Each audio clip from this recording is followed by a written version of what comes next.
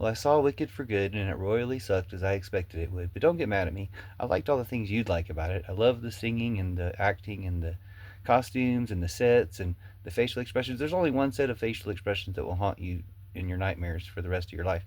But it's really, got some good things in it that are enjoyable.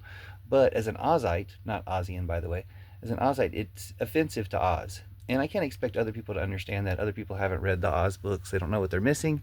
They don't know how Wicked is really a perversion or like an anti-Oz story, and there's so much good in Oz that it would really be nice for people to read those stories. But since people don't know what they're missing, it's kind of hard for them to understand our complaints about Wicked being offensive to Ozites and to Oz itself. But even within its own story, it's just not what it could be. It's not. It doesn't live up to the promise of the idea of, say, liberation, for instance, and especially when the minority character, um, erases herself at the end to give credit to the pink character.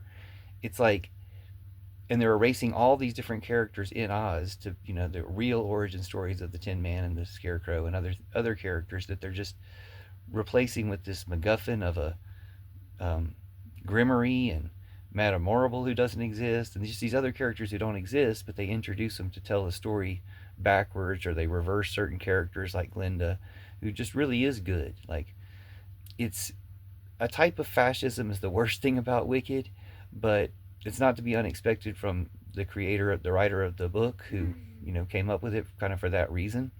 And even though the creative work that's been made since then, the Broadway play, I assume, and now this movie, is probably a lot better than the book.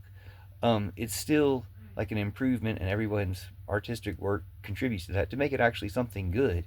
But altogether, it's a real shadow of, or an anti-Oz story. So hopefully, it will inspire people to get not just back to the movie, but the real Oz story. Like, I even saw Ross Childs, the guy who does such okay good impersonations of J.D. Vance, Vladimir Futon, um, impersonating the Tin Man in the new one. And the Tin Man is like the most tender-hearted character in the world, even when he doesn't have a heart, and that's the point. And so they take the point of a lot of these characters and messages of Oz away by trying to uh, jam it into another type of story.